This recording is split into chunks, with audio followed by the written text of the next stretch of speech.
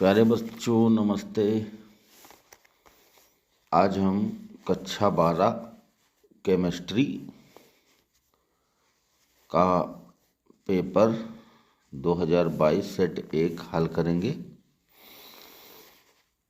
तो इसमें जो बहुविकल्पी पहला प्रश्न है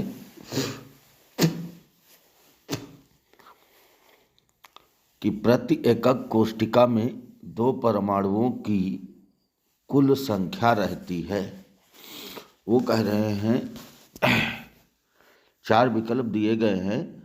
फलक केंद्रित घनीय एकक कोष्ठिका, अंतः केंद्रित घनीय एकक कोष्ठिका, आदि केंद्रित घनीय एकक कोष्ठिका और उपयुक्त में से कोई नहीं। अब 2 परमाणु फलक केंद्रित में पाए जाते हैं कि अंतः केंद्रित में पाए जाते हैं कि आदि केंद्रित में पाए जाते हैं, ये आपको बताना है। तो इस प्रश्न का आंसर देखते हैं। एक घन बना लिया, घन के चारों 8 कोनों पर 1 2 3 4 5 6 7 8 आठों कोनों पर जो है परमाणु उपस्थित होते हैं। तो कोने पर परमाणु जो यहाँ पर होते हैं, कोने पर परमाणु हम की संख्या देखते हैं कितनी होती है। तो 8 कोने गुणे 1/8। अब इसको काट लेंगे हम, तो ये 8 और 8 कट जाएंगे दोनों। यहाँ एक परमाणु आ गया आपका। अब अंतः केंद्रित, यहाँ पर एक परमाणु पाया जाएगा। अंतः केंद्रित होंगे तो यहाँ पर 2 परमाणु किस में आ रहे हैं? 2 परमाणु होता है अंतः केंद्रित घनीय एकक कोष्ठिका का। ये इसका कैलकुलेशन है। आराम से इसको जो है आप हल कर सकते हैं कि यह आकृति जो बनी है 2 परमाणु वाली आकृति जो होती है, ये अंतः केंद्रीय, जो अंतः केंद्रित घनीय कोष्ठिका है, एकक कोष्ठिका, इसकी पाई जाती है। तो इसलिए इसका विकल्प जो है बी वाला ऑप्शन इसका सही होगा। ये वाला ऑप्शन इसका सही होना है। चलो सवाल नंबर 2 की तरफ जो है चलते हैं। 400 ml विलयन में 7 ग्राम NaOH घुला है। विलयन की मोलरता ज्ञात कीजिए। यहाँ पर आपको मोलरता ज्ञात करनी है। तो विलयन की मोलरता ज्ञात करने के लिए हम आते हैं, मोलरता बराबर क्या होता है? WB/MB गुणे 1000/V। विलयन की मोलरता ज्ञात करने के लिए W सवाल में कितना दिया गया था? W सवाल में दिया गया है W सवाल में दिया गया है 7 ग्राम। W की मात्रा 7 ग्राम और V की मात्रा यहाँ पर सवाल में दी गई है 400 ml। अब यहाँ पर सवाल लगाया जाए कि WB जो है 7 ग्राम है, V की मात्रा 400 ग्राम है।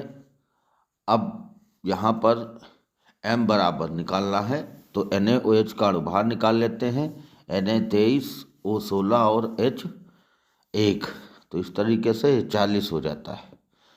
अब फार्मूले में इसको डाल दीजिए, तो C बराबर हो जाएगा 7/W की जगह पर 7, M की जगह पर जो है 40, 1000 गुणे V की जगह पर 400। अब इसको कैलकुलेट कर लेते हैं, तो आता है 7/16 इक्वल टू, इसको डिवाइड करेंगे तो आंसर तुम्हारा प्राप्त हो जाएगा 0.437। यहाँ पर आपका आंसर सही होगा। अब हम आते हैं अगले क्वेश्चन की तरफ। प्रथम कोटि अभिक्रिया के वेग स्थिरांक की इकाई है। तो यहाँ पर प्रथम कोटि अभिक्रिया के लिए बहुत सरल इकाई होती है। इसके लिए वेग स्थिरांक की इकाई होती है सेकेंड इनवर्स। तो यहाँ पर कोई विशेष कैलकुलेशन नहीं है। यहाँ पर जो है इसका विकल्प दूसरा सही है।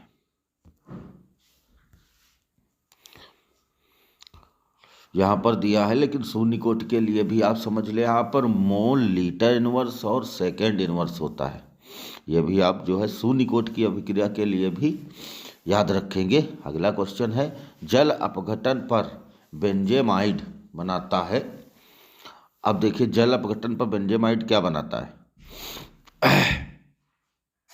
यहाँ पर आते हैं, बेंजेमाइड का सूत्र क्या होता है, C6H5CONH2, ये सूत्र हुआ बेंजेमाइड का।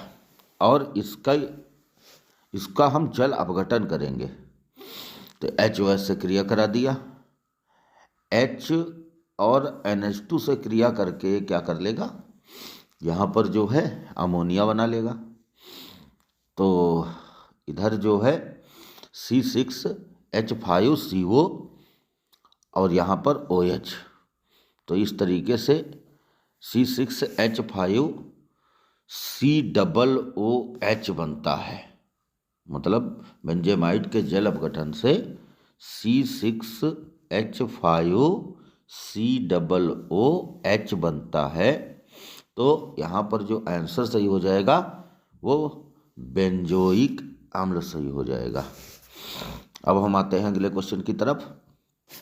रिएक्शन लिखी गई है, RNH2 plus CHCl3 plus KOH की अभिक्रिया क्या कहलाती है। सभी बच्चे जानते हैं कि अगर जो है प्राथमिक एमीन की क्रिया क्लोरोफार्म की उपस्थिति में KOH से कराई जाए तो इसे क्या कहते हैं, तो इसे कार्बोलेमीन अभिक्रिया कहते हैं। सभी बच्चों को ये बात मालूम है। तो रिएक्शन जरा देख लिया जाए, कैसे रिएक्शन होगी। यहाँ पर होती है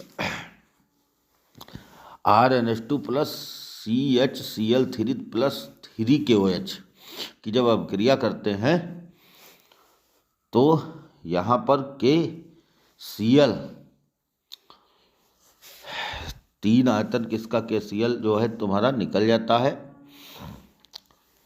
फिर शेष भाग इसका जो है ये H और H ये मिलाकर और OH ये तीनों मिलकर जो है 3H2 का निर्माण कर लेते हैं और यहाँ पर बनता है RNC। मतलब अगर इस अभिक्रिया की हम बात कर लेते हैं तो यहाँ पर जो है कार्बोलेमीन अभिक्रिया के लिए क्या आवश्यक है कि वह अभिक्रिया जिसमें एलिफेटिक या एरोमेटिक प्राथमिक एमीन को एल्कोहलिक KOH की उपस्थिति में अगर CHCl3 से अभिक्रिया कराते हैं तो आइसोसाइनाइड बनता है, जिसे हम कार्बोलेमीन अभिक्रिया कहते हैं। तो ये तुम्हारा जो है प्रश्न कंप्लीट हो गया। अब हम अगले क्वेश्चन की तरफ चलते हैं। RNA में उपस्थित क्षारक है। RNA में क्या उपस्थित होता है। यहाँ पर हम लोग जानते हैं कि RNA में जो क्षार होते हैं वो पाए जाते हैं एडेनिन, ग्वानिन, साइटोसिन और यूरेसिल।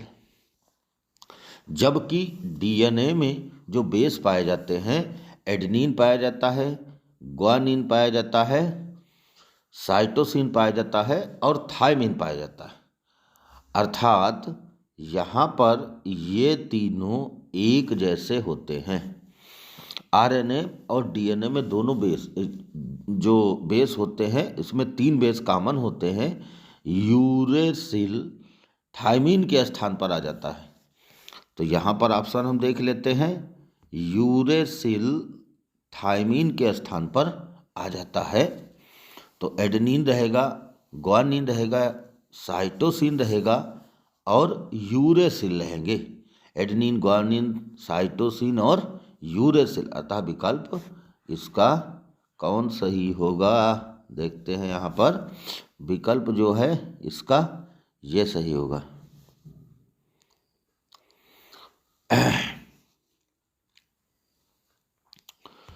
वहाँ पर आते हैं फिर से अगले क्वेश्चन की तरफ। क्वेश्चन नंबर 2 का है, सिल्वर CCP जालक बनाता है और इसके क्रिस्टल के एक्स किरण अध्ययन द्वारा पता चलता है कि इसकी एकक कोष्ठिका के कोर की लंबाई 408.6 पिकोमीटर है। सिल्वर के घनत्व की गणना कीजिए। जबकि यहाँ पर द्रव्यमान दिया गया है 107.9। अब इस क्वेश्चन को हम देखते हैं कि Ag का जालक जो है वो कैसा है, FCC पर है। जब FCC Ag का जालक है तो परमाणुओं की संख्या यहाँ पर Z बराबर 4 हो जाएगी। अब देखते हैं A बराबर वहाँ पर क्या दिया गया है, 408.6 पिकोमीटर। अब इसको हम सेंटीमीटर में कन्वर्ट कर लेते हैं तो 408.6 गुणे 10⁻⁻10 सेंटीमीटर हो जाएगी। इसका मतलब ये होगा 4.086 गुणे 10⁸, जिसको हमने चेंज कर लिया, सेंटीमीटर में बन गई। m बराबर वहाँ आपको दिया गया है कितना है, 107.9। और d घनत्व तो ज्ञात करना है, हम सूत्र लगा लेंगे। d बराबर z गुणे m क्या बटे a³ इंटू Na।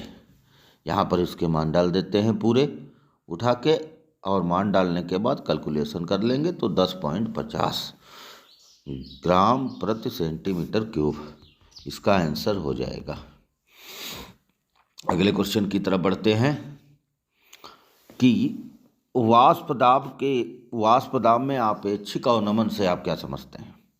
विलेय के वाष्प दाब मोल प्रभाज में आपेक्षिक अवनमन के बीच क्या संबंध होता है।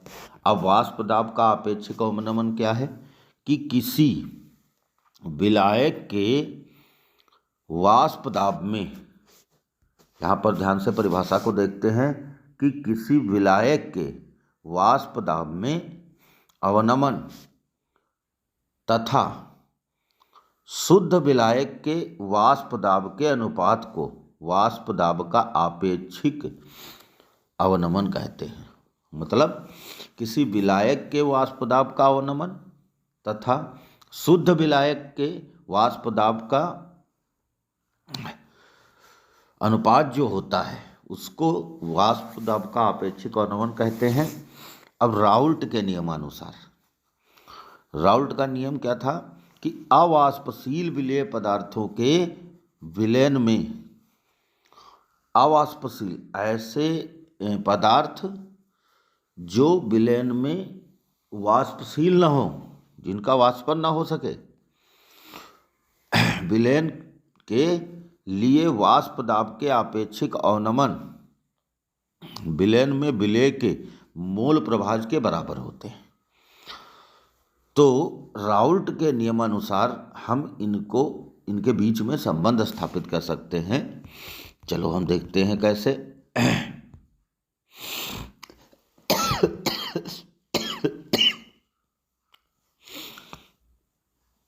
संबंध हो जाएगा P0 minus PS upon P0 equal to मोल प्रभाज क्या हो जाएगा तुम्हारा, मोल प्रभाज तुम्हारा हो जाएगा, इसके बीच का संबंध हो जाएगा N अपान N प्लस कैपिटल N। ये बात हम लिख देंगे तो इनके बीच में संबंध स्थापित हो जाएगा। ये क्वेश्चन था, बहुत ही आसान क्वेश्चन था। अब आते हैं मानक हाइड्रोजन इलेक्ट्रोड विभव को समझाइए। अभी जल्दी ही इसके बारे में बातचीत हम कर चुके हैं। वह हाइड्रोजन इलेक्ट्रोड जिनमें हाइड्रोजन गैस का दाब 1 वायुमंडलीय तथा विलयन में हाइड्रोजन आयन की सांद्रता 1 मोल, मानक हाइड्रोजन इलेक्ट्रोड कहलाता है। इसके इलेक्ट्रोड विभव को हम स्वेच्छा से शून्य मान लेते हैं। ये बात तुमको याद रखनी पड़ेगी। बहुत आसान जो है इसकी परिभाषा थी।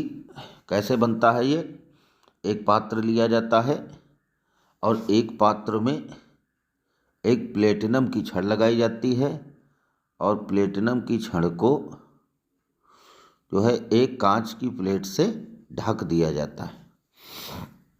अब इसमें विद्युत अपघट्य भर लिया जाता है। ये कौन सा होता है? HCl होता है।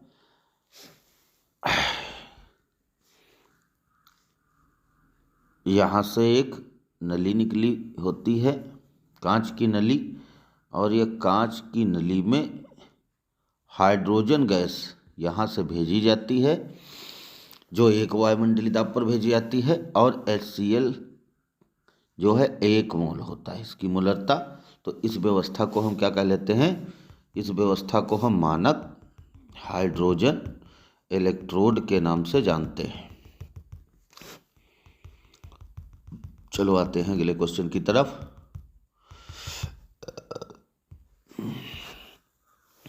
विद्युत अपोहन की उपयोगिता लिखिए। देखते हैं उत्तर इसका क्या है। विद्युत अपोहन क्रिया द्वारा हम कम समय में कोलाइड को शुद्ध अवस्था में प्राप्त करना संभव है। मतलब विद्युत अपोहन क्रिया जो होती है, इसमें कम समय में कोलाइड को शुद्ध अवस्था में प्राप्त किया जाता है, क्योंकि विद्युत धारा प्रवाहित करने पर आयनिक अशुद्धियां तीव्रता से विपरीत आवेशित इलेक्ट्रोड की ओर गमन करने लगती हैं। इस प्रक्रम द्वारा अचालक अशुद्धियां जैसे एल्कोहल, शक्कर आदि के पृथक्करण को तीव्र नहीं किया जा सकता, क्योंकि ये अशुद्धियां विद्युत धारा के द्वारा प्रभावित नहीं होती हैं। तो अचालक अशुद्धियां जो होती हैं उसको विद्युत अपोहन की क्रिया द्वारा पृथक नहीं किया जा सकता। आगे अगले क्वेश्चन की तरफ आ जाते हैं।